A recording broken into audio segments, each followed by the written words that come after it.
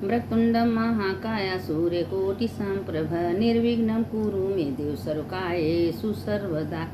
ॐ गजाननं भूतगणादिसेवितं कपित्थजम्बूफलचारुभक्षणम् उमासुतं शोकविनाशकारकं नमामि विघ्नेश्वरपादपङ्कजं।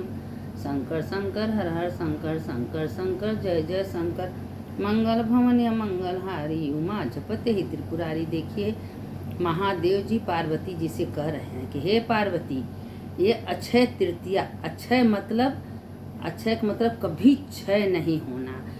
एक एक काम, एक माला जप 1000 के बराबर है। एक एक काम अक्षय, अक्षय बट, अक्षय तृतीया, अक्षय नवमी, ये सबका इतना महत्व है कि ये महत्व चित्रगुप्त भी कह रहे हैं कि हम नहीं बताते। सब कुछ नष्ट हो जाने वाला है दुनिया में, पर ये अक्षय तृतीया का पर्व में जो भी प्राणी स्नान दान जप तप पूजा पाठ आराध्य करेगा उसका कभी क्षय नहीं होगा।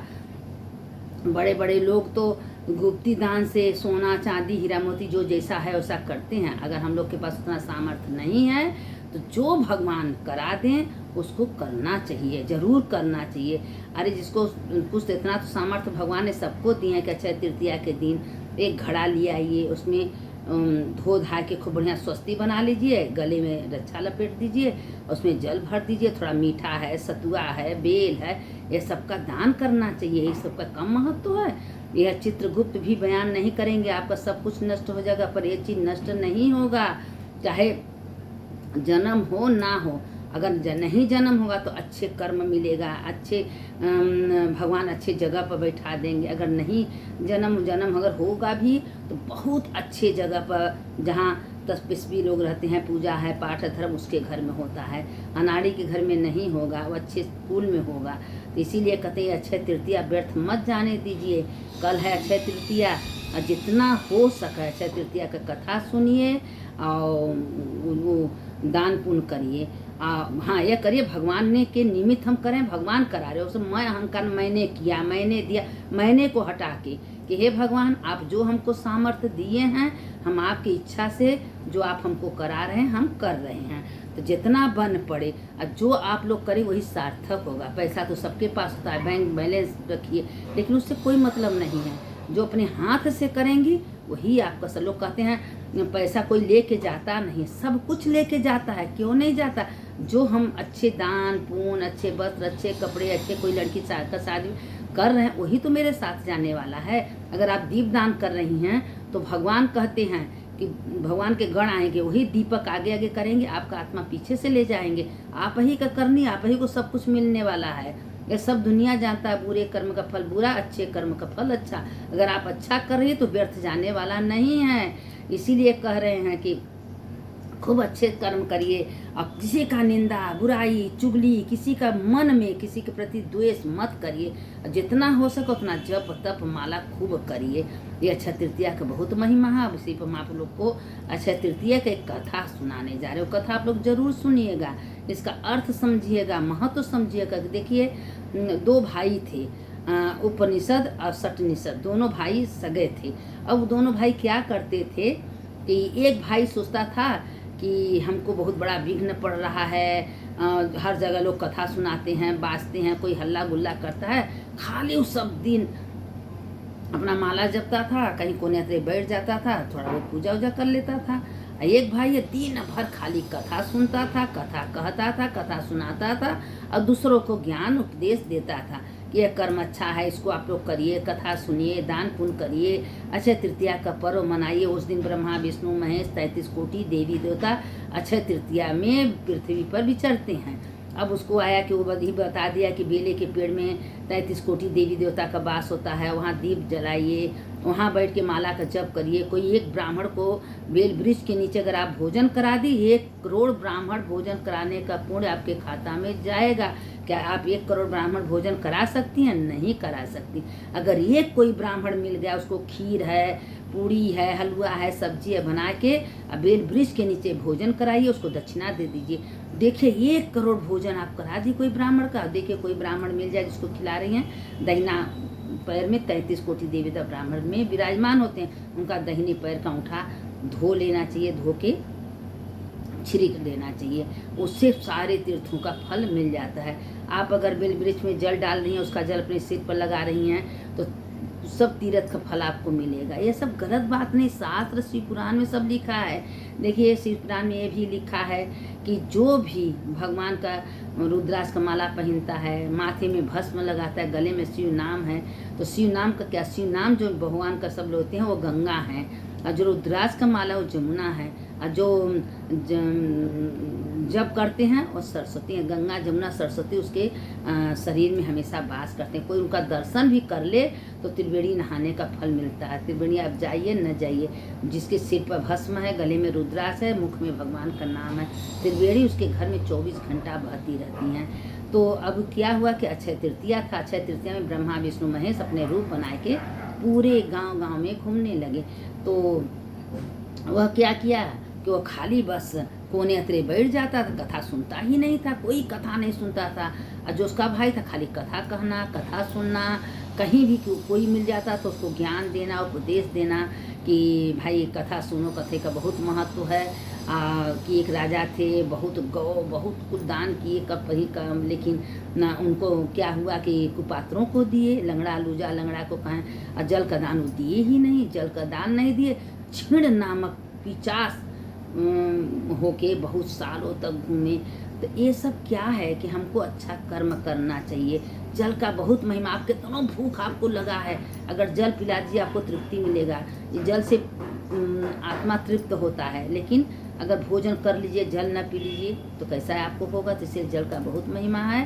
और जैसे अपने दरवाजे पर एक थोड़ा सा हल्दी बनवा दीजिए, न एक 2 बाल्टी का पानी की व्यवस्था करिए, गऊ माता आएंगी, जितना जानवर लोग आएंगे पिएंगे उतना पुण्य आपके खाता में जाए, क्योंकि वो प्यासी हैं, घूम रही हैं और आपका धरा पानी वो पी ली हैं। तो ये सब क्या है, चिड़िया के लिए थोड़ा चावल दीजिए, कोई कसोरा में, कोई हड़िया में जल भर दीजिए, और वो जल आके चिड़िया सब पिएंगी, पानी पिएंगे, तृप्त होंगी। ये सब क्या है बैसाख महीना में, बहुत महिमा है। जाके देखिए रास्ते पड़े में बड़े बड़े घड़ा गगरी लोग लेके कपड़ा से लपेट के जल भर के रख देते हैं। जितना यात्री आते जाते हैं सब जल पीते हैं ठंडा ठंडा। ये सब महिमा है। और देखिए अक्षय तृतीया का तो महत्व है ही है, चतुर्थी का कम महत्व है, बहुत महत्व है। वही भगवान कहें कि जो अक्षय तृतीया के दिन बद्रीनाथ केदारनाथ आराम में सब दर्शन करेगा उसको बद्री का यात्रा का फल मिलेगा। बनारस में काशी में 15% हर जगह से महिमा है। और यहाँ देखिए अक्षय तृतीया के दिन बद्रीनाथ केदार जी का पट खुलेगा, तो यहाँ भी केदार घाट पर जाइए, केदार जी हैं, बद्रीनाथ हैं, राम उनका दर्शन कर लीजिए, आपको वही पुण्य मिलेगा जो बद्रीनाथ यात्रा करेंगी। उसे एक जो कम नहीं, कि वही बद्रीनाथ एक रूप में यहाँ काशी में आके विराजमान हैं। केदार जी हैं, बद्रीनाथ भी हैं, रामेश्वर हैं, लक्ष्मी नारायण हैं, सब यहाँ बैठे हैं। तो यहाँ का भी महत्व, यहाँ देखिए हर जगह जाएंगी 12 ज्योतिर्लिंग, काशी में भी 12 ज्योतिर्लिंग हैं। तो इसीलिए काशी का भी 12 ज्योतिर्लिंग का जो दर्शन करता है उसको 12 ज्योतिर्लिंग का दर्शन का पुण्य मिलता है। महादेव कहते हैं कि जो पार्थिव पूजा बना के मेरा रोज पूजा करता हूँ, 1 करोड़ शिवलिंग का पर डे पूजा कर लिया। ये देखिए एक एक चीज़ में महादेव का कृपा छिपी है। महादेव ही कहते हैं कि कोई भी मेरा दिन भर उठते बैठते चलते फिरते मेरा नाम लेता है, जप लेता है, सत्संग जाता है, कथा सुनता है, तो उसका कितनी महत्व। अब वो कथा खाली कहता था, ये जो है कथा सुनते ही नहीं थे। अब एक दिन क्या हुआ कि इनका शरीर शांत हो गया। जो कथा नहीं सुनता था, मरने के बाद बहुत बड़ा पिचास हुआ, और जो कथा कहता था, सुनता था, सुनाता था, वो विष्णु लोक में गया। अब दोनों में आपस में होए लगी। तो कहें कि किसका पलरा भारी है, कहें भाई पलरा उसका भारी है जो कथा कहता है, सुनता है, सुनाता है। भिन्न सत्संग विवेक न होए, राम कृपा बिना सुलभ। आपको कुछ भी नहीं पता है, अगर आप सत्संग सुन रही हैं, जानकारी हो रहा है, तब कोई कर्म करेंगी ना। आपके पास बहुत पैसा है, बहुत धन है, रुपया है, और आपको कुछ पता नहीं तो क्या करेंगी। अभी तो पता अगर है तो बताइए सबको, सबसे करवाइए। पंचतीर्थिया है। अब देखिए राजगिरी का नहान था पुरुषोत्तम महीना में।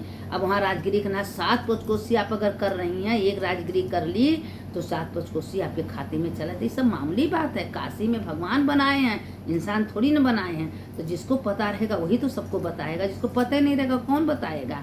तो इसीलिए अच्छा चीज़ बताइए, अच्छा काम करवाइए सबसे, ताकि वो भी पुण्य के भागी बने, आप भी बनिए। हाँ, बुरा कर्म मत किसी से कहिए।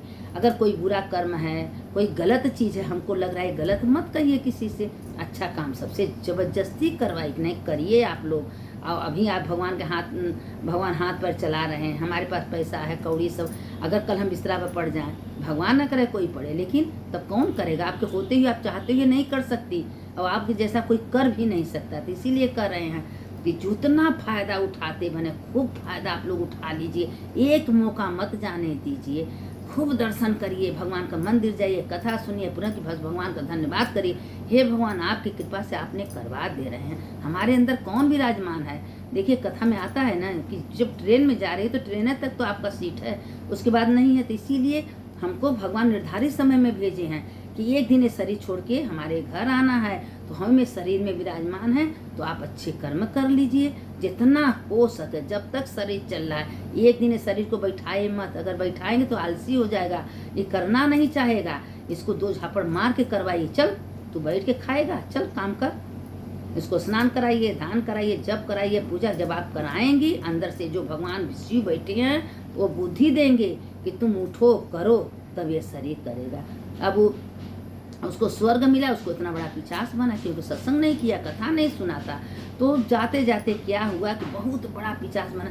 एक दिन सहयोग, बस भगवान का लीला देखिए कि कोई पंडित कहीं से जा रहे थे और उसी जगह बैठ के वैशाख महात्म उसको एक अध्याय सुना दिए। और सुनाने के बाद उसका बुद्धि एकदम खुल गया कि भाई आप कौन कथा सुना रहे हैं, मेरे बुद्धि शरीर में हलचल हो रहा है, मेरा दिमाग खुल गया। उसके पुनर्जन्म का सब याद आ गया। तो कहें तुम कौन हो? कहें हम पुनर्जन्म में बहुत बड़े ब्राह्मण थे, लेकिन हम कथा में विश्वास नहीं रखते थे। कोई कथा कहता था तो वहाँ से भाग जाते थे, सुनते नहीं थे। कोई कहता था ये अच्छा काम है करो, तो हम करते नहीं थे। आज हम इतना बड़ा पिशाच बने। तो अपना एक दिन एक घड़ी का कथा का पुण्य उसको दिया तो उसकी मुक्ति हो गई। इतनी महिमा कथा का है, इसीलिए कहते हैं बिना सत्संग विवेक न हुई, राम कृपा बिना सुलभ न। एक घड़ी आधे में पुण्य। ये सत्संग का बहुत महिमा है। आप लोग को जितना हो सके उतना कथा सुनिए, दूसरों को भेजिए, दूसरों को सुनाइए, और खूब सुनिए, पुण्य की भागी बनिए। इतना वीडियो में कथा सब आ रहा है, अच्छी अच्छी बातें आ रही है, सब सुनिए, सुनाइए, क्योंकि सत्संग का बहुत महिमा है। जो सत्संग करता है उसको भगवान कभी गिरने नहीं देंगे, चारों हाथे घोड़े उसको दौड़ दौड़ के उठाएंगे। तो मेरा कथा सुने, और शास्त्र भगवान का तो है। तो भगवान यही कहते हैं तुम्हारे अंदर मैं कौन हूँ? मैं आत्मा हूँ, मैं शरीर नहीं हूँ, मैं सच्चिदानंद ब्रह्म चेतन आत्मा हूँ। तो यही भगवान का धन्यवाद दिन रात करिए। अंत में क्या हुआ कि वो राजा भी देखिए, उनका तो इतने गौदान इतना सब किए, वो छिपकली बने। तो इसीलिए कहते हैं थोड़ा थोड़ा क्या गलती हो रही है तो भगवान को सौंप देगी, न गलती न छूट न साथ न। भाई भगवान आप अच्छा या बुरा सब कर, आप जानो, आपका काम जानो। तो भगवान उसको सब स्वीकार करते हैं। जो हमने किया, हमने दिया, हमने गया, हमने किया, भगवान का जब तो हमने है तो उसका पूर्ण पाप सब कुछ लगेगा। और जब भगवान को निर्मित स्वरूप देंगे तो कुछ न पूर्ण लगेगा ना पाप लगेगा। भगवान का धन्यवाद 24 घंटे। हे भगवान, हे भोलेनाथ, हे गौरी शंकर, करोड़ों करोड़ों बार धन्यवाद। आपने हमको शक्ति दिए हैं, करने का सामर्थ्य दिए हैं। अब ये कल अक्षय तृतीया है, उसको व्यर्थ मत जाने दीजिए। खूब अच्छे से जितना हो सके आप लोग दूसरों से भी करवाइए, अब करिए। कथा पुराण सुनिए, कथा सुनने का बहुत महिमा है। अब इसी पुराण का कथा में देखिए, खाली किसी का दर्शन कर लीजिए, उसके भस्म लगा है, माला पहना है, मुख से श्री नाम है, तो उसका पूर्ण का भागी भी आप बनेंगे। त्रिवेणी नहाने का पूर्ण तत्काल आपके खाते में जाएगा। तो ये सब व्यर्थ का नहीं है। कथा पुराण सुनना चाहिए और सुनाना चाहिए, और अच्छा बात दूसरों को कहना चाहिए। कभी बुरा मुँह से शब्द मत निकालिए, किसी के बारे में बुराई मत करिए। किसी का बुराई करेंगे आप को नुकसान होगा। वो जैसा भगवान उसको बना के भेजें उसी तरह वो करेगा, आपके कहने से कुछ नहीं करेगा। तो अब देखिए कल चतुर्थी है, कल मणिकर्णिका में स्नान होता है। तो मणिकर्णिका में कैसे स्नान होता है? 1:30 बजे के करीब वहाँ माता जी का खूब बड़े का पुतला बनता है, उनका आरती होता है, पूजा होता है, उनको स्नान कराया जाता है। जब वो आरती पूजा हो जाती, बहुत बड़ा महत्व है। जो भी कल 1:30 बजे तक मणिकर्णिका के कुंड में गोता लगाते हैं, 1 करोड़ तक का पाप उसका नष्ट हो जाता है। क्यों? कि मणिकर्णिका का नहान मामूली है नहीं, देवी देवता स्वयं उसमें स्नान करते हैं। तो इसीलिए कहते हैं कि आप मणिकर्णिका में कल गौरी कुंड में स्नान करके फिर गंगा जी के नहाइए। उसके बाद जो आपसे बने पड़े करिए। चतुर्थी का भी नहान है। अब वहाँ तो दशाश्वमेध में बाबा भोलेनाथ कृपा किए थे, यहाँ तो दूर हो गए, तो इसलिए आप लोग से कह रहे हैं कि आप लोग करिए। करने वाले की जय, कराने वाले की जय, सुनने वाले की जय, सुनाने वाले की जय। शंकर शंकर हर हर शंकर, शंकर शंकर जय जय शंकर। मंगल भवन या मंगलहारी, उमा जपत एहि त्रिपुरारी।